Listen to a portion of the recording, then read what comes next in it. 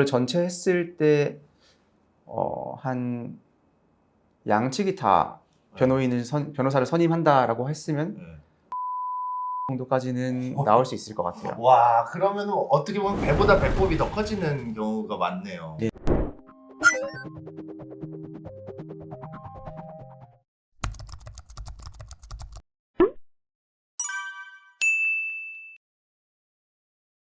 네, 안녕하세요. 엔터 부동산입니다. 예, 오늘은 우리 엔터 부동산에서 또 법률 상담을 또 맡아서 전문적으로 하고 계시는 우리 이동준 변호사님 모시고 법률 편 진행하도록 하겠습니다. 간단한 자기소개 한번 부탁드릴게요. 네, 안녕하세요. 법률사무소 유람 이동준 대표 변호사입니다. 네, 뭐 유람에서도 계시고 저희 우리 엔터 부동산에서도 네, 부동산 관련 또 자문을 네, 하고 계시죠. 맞습니다. 네, 제가 오늘 또 우리 이동준 변호사님과 준비한 주제는 굉장히 많은 분들이 궁금해하시고 끊임없는 계속해서 논쟁이 이뤄지고 있는 바로 누수 관련 문제입니다. 뭐 주택에서도 누수 관련 문제가 많고 뭐 상가라든지 여러 군데에서 누수 관련 문제가 요즘 많이 많은 분들이 있으신데 그 관련해서 요즘 그런 뭐 상담이라든지 요즘 사례 같은 게 있을까요? 네, 요즘 안 그래도 장마철이잖아요. 그렇죠. 그래서 이제 비가 오고 하면은 그 빗물을 건물에서 밖으로 배출하는 우수관이라는 관이 있어요. 네. 근데 이제 어제 상담을 드렸던 분은 1층에서 카페를 운영을 하고 계신데 네. 갑자기 천장이 무너져서 물이 쏟아진 거예요. 알고 보니까 네. 그 빗물 때문에 우수관이 압력을 견디지 못하고 음. 빠져버려서 음. 그 물이 그대로 천장에 쏟아지면서 천장을 깨버린 거죠. 오, 그러니까 상가였던 예, 거죠? 맞습니다. 그럼 이런 경우에는 그러면 누구의 뭐 과실이라든지 네, 누가 손해배상을 해주고 이런 걸 또 상담해 주셨을 거 아니에요? 그쵸. 네. 근데 이제 어떤 문제였나요? 그 내용은 이제 점점 오늘 설명드리고 나서 아, 결론적으로 말씀을 그렇습니까? 드리도록 하겠습니다. 알겠습니다. 아니 왜냐면 방금 얘기해 주신 것처럼 상가에도 그런 일이 있지만 저 같은 경우도 네. 뭐 임차를 내준 집이 있어요. 네네. 그런 경우에도 저희 집에서 물이 새서 아랫집에서 이제 누수가 발생을 해가지고 저희 집에 또 연락이 오더라고요. 그래서 네네.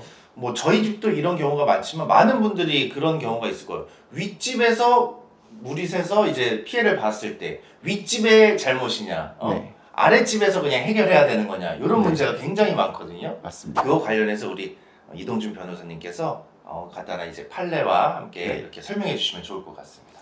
네, 알겠습니다. 네.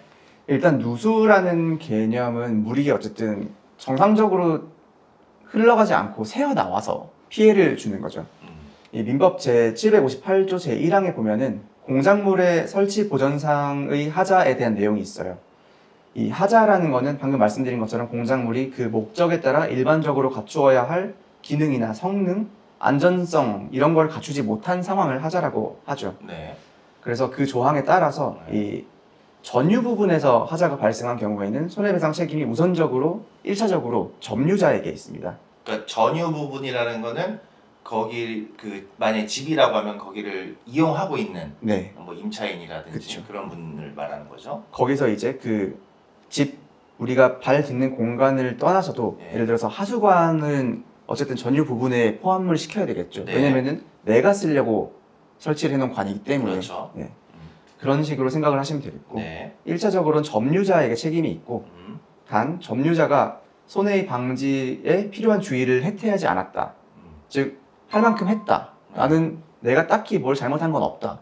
관리도 잘 하고. 예. 네. 그런 경우에는 이제 소유자한테 2차적으로 책임이 넘어가도록 되어 있습니다. 그리고 이런 소유자나 점유자가 아닌 제3자의 귀책으로 발생한 어떤 하자 혹은 손해의 경우에는 일단은 소유자나 점유자가 그걸 배상을 해주고 네. 대신에 그 하자를 발생시킨 제3자한테 구상권을 행사할 수 있도록 되어 있습니다. 근데 여기서 이제 한 가지 좀 빠져있는 부분이 뭐냐면 아까 네. 처음에 말씀드렸던 우수관 같은 경우에는 네. 건물의 자체적인 어떤 기능을 위해서 되어 있는 거지 어떤 특정 소유자, 특정 호실의 이용을 위해서 설치가 되어 있는 게 아니잖아요. 그렇죠. 그런 경우에 어떻게 되느냐 네. 하는 게 이제 좀 문제가 될 수 있어요. 네. 그래서 일단은 뭐 주택인 경우에는 공용 부분의 하자로 인해 발생한 손해배상의 책임은 입주자 대표회의라는 예. 이제 법에서 반드시 만들도록 정해져 있는 그 단체가 있죠. 네. 그쪽으로 되고 있고, 상가의 경우에는 뭐 관리단 혹은 관리소장 이런 주체에게 그 손해배상 책임이 1차적으로 주어지게 되어 있습니다. 그러니까 지금 말씀하신 게 이제 공용 부분일 경우에는 이렇게 그런 단체에 이렇게 관리단이라든지 입주자 대표회의. 입주자 대표회의에 이렇게 얘기를 하면 되는데 전유 부분에 대해서는 소유자라든지 네. 그것을 이용하고 있는 점유자가 네.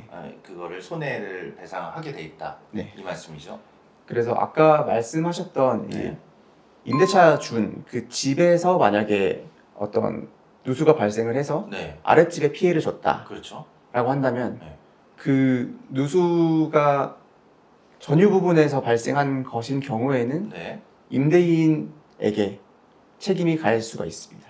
그러면은 지금 그 윗집을 사용하고 있는 임차인이 밑에 집에 손해배상을 해주는 게 아니라 그 집의 소유자인 임대인이 이 손해배상을 해줘야 되는. 그렇죠. 아까 말씀드린 것처럼 1차적으로는 임차인이 배상을 해야 하는데 그렇죠. 임차인이 나는 잘못한 게 없다라고 한다면은 그럼 이제 임대인에게 넘어가는 거죠. 야, 근데 그거를 누가 판단을 해요? 누구의 과실이 크다, 뭐 아니면 누구의 과실이다, 그걸 판단하는 뭐 전문가나 사람이 있나요? 뭐 이제 그거는 네. 배관 관련된 전문가분들 좀 계세요. 예. 누수 처리하는 업체들 많이 있는데 그분들은 뭐 이제 그것만 많이 다뤘기 때문에 이게 단순 노화에 의한 것인지 예. 아니면은 현 임차인이 어떤 사용상의 과실을 아니면 부주의를 네. 이제 범해서 예. 그런 손해가 발생을 한 것인지 이런 걸 판단을 할 수 있죠. 이제 그런 분들이 감정 의견을 주시고 그런 거에 또 비용이 또 발생을 할 거고. 예, 그렇죠. 또 비용이 발생하죠. 사실 이런 경우가 많거든요. 윗집 아랫집 서로 나몰라라 하는 경우도 있거든요. 예, 내 그렇죠. 책임 아니다. 네. 알아서 처리해라.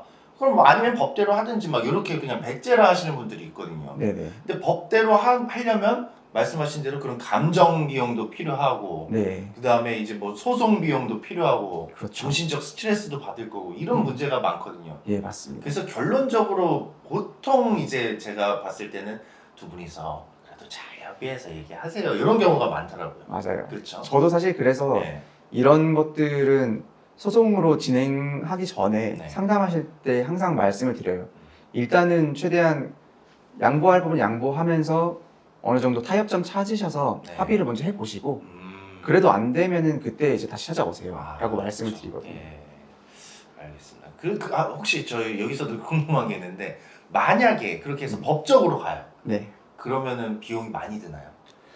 일단 그 소송 비용의 주된 부분 중에 한 개는 변호사 선임료가 되겠죠. 그렇죠. 그거를 빼고 남는 부분이 이제 인지대, 송달료, 그리고 법원의 감정인 선정이 있을 경우에는 네. 그 감정인의 감정 비용까지도 소송 비용에 다 포함이 되고요. 그거를 전체 했을 때 한 양측이 다 변호사를 선임한다라고 했으면 네. 한 1,500만 원 정도까지는 나올 수 있을 것 같아요. 와, 그러면 어떻게 보면 배보다 배꼽이 더 커지는 경우가 많네요. 네, 그렇죠. 단순 누수로 이제 뭐 화장실 천장 조금 타일 몇 개 갈고 네. 뭐 배관 좀 조이고 아니면 배관 새로 밟고 그렇죠. 이 정도 하면은 그것도 비용이 뭐 몇백만 원 나올 수 있는데 네. 그냥 그거 하는 게 나을 수도 있습니다. 그러니까요. 이것도 어떻게 보면 중요한 정보인데요. 네. 어떻게 보면 그러면 유람 사무실을 안 찾아가고 빨리 협의를 할 수도 있겠네. 저는 그래서 웬만하면은 네. 협의하라고 말씀드려요. 네. 어차피 가봤자 끝날 때쯤 되면은 네. 원망하실 거 아니에요. 그렇죠. 그러면은 비용이- 저는 그런 원망 받고 싶지 않아서 그렇죠. 여러분들 싸우지 마시고 잘 협의하시면 너무나 좋을 것 같습니다. 계속해서 내용 전달해 네. 주시면 좋을 것 같습니다. 이게 근데 그 아까 말씀드린 전유 부분에 대해서는 좀 그래도 어쨌든 점유자나 소유자라는 그 주체가 명확히 있어요. 네. 손해배상의 주체가. 그렇죠.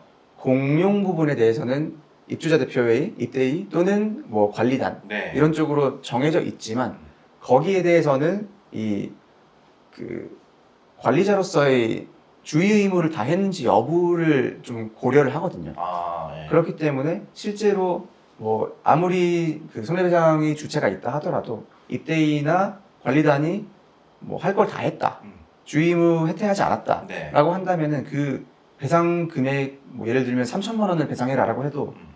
100만 원대로 나오고 이런 경우가 왕왕 있습니다. 아. 그 임차인은 갑자기 물 때문에 손해를 봤잖아요. 그렇죠. 뭐 영업 뭐 예를 들어 상가면 영업도 못 하고 집기도 다 망가져서 다 버리고 그렇죠. 그런 손해를 다 합치면 막 몇천만 원대 나오는데 청구를 했는데 150만 원 나왔어요.